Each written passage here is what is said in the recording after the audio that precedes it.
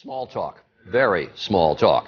Scientists have long studied how various creatures communicate. Dolphins in the water, chimpanzees on land, birds in flight. But insects, could they possibly have anything to say? Well, when it comes to the tiny ant, it turns out the answer may be yes. Here's Nick Watt. Ants live in highly structured societies. They are masters of architecture and even agriculture. And now, scientists tell us, ants actually talk to each other.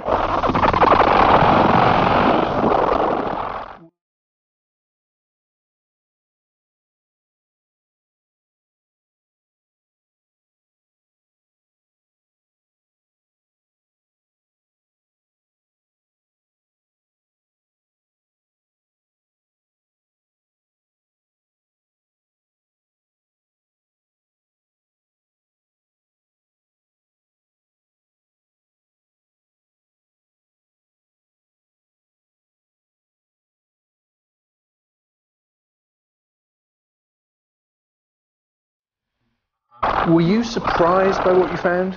We were. Yes, we were surprised. Absolutely.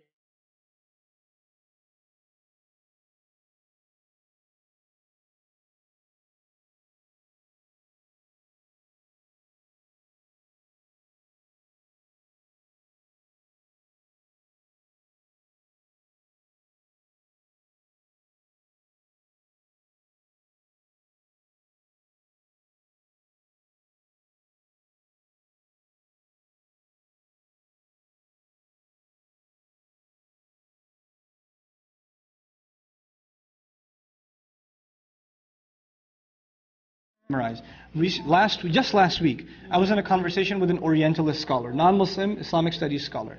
And their biggest thing, I don't know if you saw this documentary, I think it was on the Discovery Channel, if I'm not mistaken, on the Quran. And they talked about how the Quran is not actually preserved, and it's all these different parchments, and they found this other version of it, the Dead Sea Scrolls, right? And it's missing some surahs and all of this kind of stuff. Is the Quran really what it was then? Or is this just a myth that the Quran we have now is the same as then? Let me tell you something about the Western textual criticism of the Quran. These people are incredibly smart at pulling off scams. And they sell a scam really well. And if you don't know the scam, you'll say, oh my God, makes sense. He's got a PhD, he must be telling the truth. It's on TV, how can that be wrong? Right? That's our standard at this point, the level of intellectual depth the Ummah has, right? I saw this documentary and it shook my iman. Seriously, it should have made you laugh. It should have made you laugh. When somebody tries to spit at the sun, it comes back on their own face. That's what they did. They spit on their own face. Let me tell you something about this. In the West, I'll start very logically, because this is again a very important concept for all of us to have that gives us confidence in Deen. When you want to preserve a document, there are two ways. Written archive and oral tradition. There are only two ways of preserving a document historically. What are they again? Written archive or oral tradition. Written archive means you write it down. Oral tradition means you memorize it and make somebody else memorize it and make somebody else memorize it, and that's how it's passed down. Okay. According to Western standards and logical standards, which of these is a safer, do you know? Written archive. Written archive is safer. Why is it safer? Even though both have criticisms. If I start at that corner, I say to one brother, brother, I'm going to whisper something in your ear. I want you to whisper it to the next person. I whisper in his ear, Ahmed punched Kareem. Okay? Ahmed punched Kareem in the stomach. That's all I told him. Ahmed punched Kareem in the stomach. He whispers it to the next brother, then the next brother, then the next brother whispers it to the next, and the next. By the time we get over there, Ahmed gutted Kareem's stomach out, burnt his house down, and then blew up the neighborhood. Okay? Every person adds 1%. And by the time you go through 500 people, how much has been added?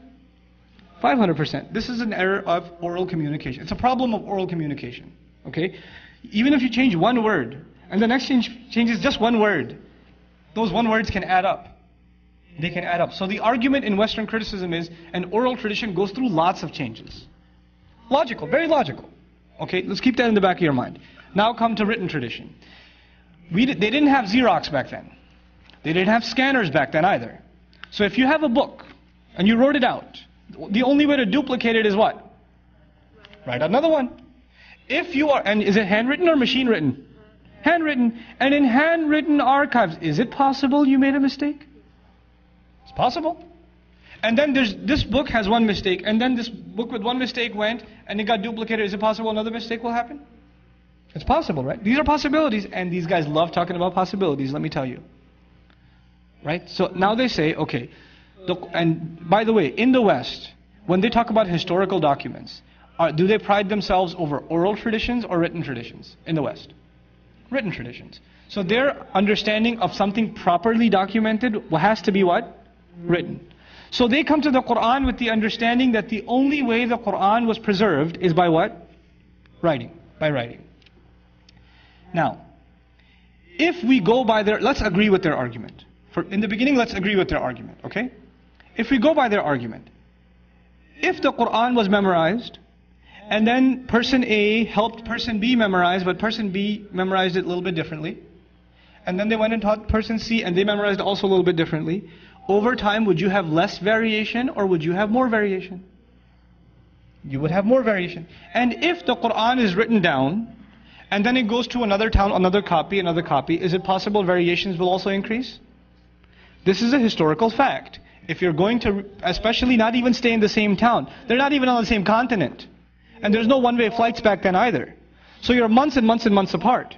And you can't even make a phone call and say, no, you got the wrong version. If you want to get the information to them, you've got the wrong version, you're going to be traveling for 6 months. And in those 6 months, it may have spread even more. In other words, if there is one variation, it can become 10,000 variations without the ability to control the information. You understand?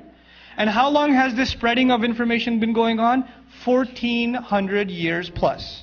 In other words, by going purely by Western standards, we should have so many versions of the Quran, they should be in the millions.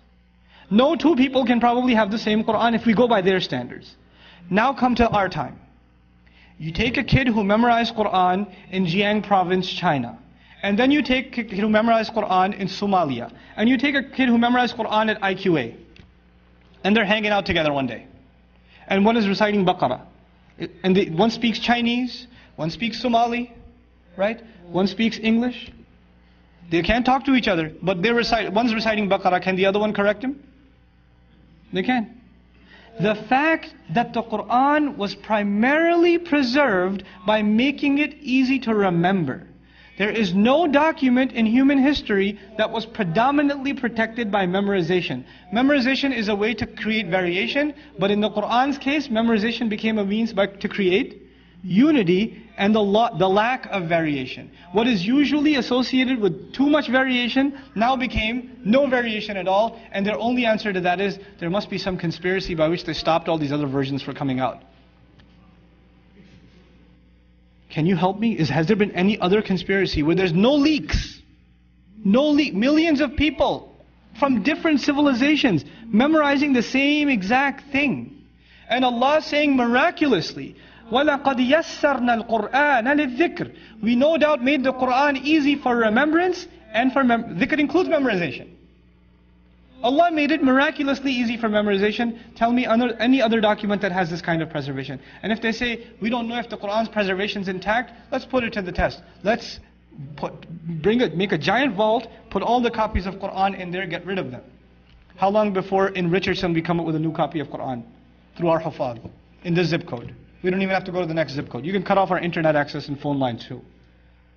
And how long before they come up with another Bible? Think about even another copy of the United States Constitution. Let's just do that.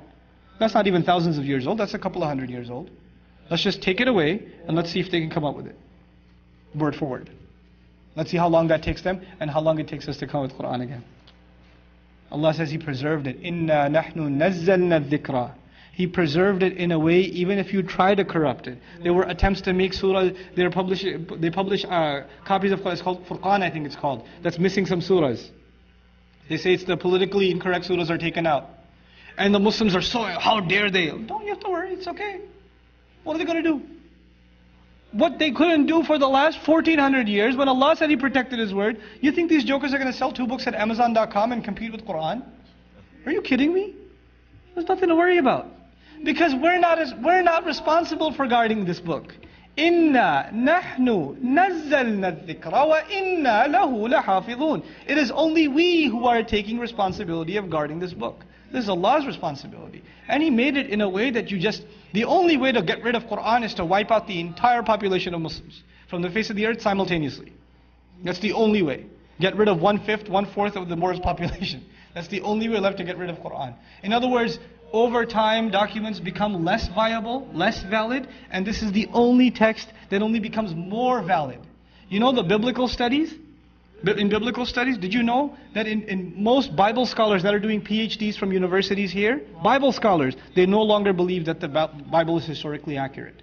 They don't believe it.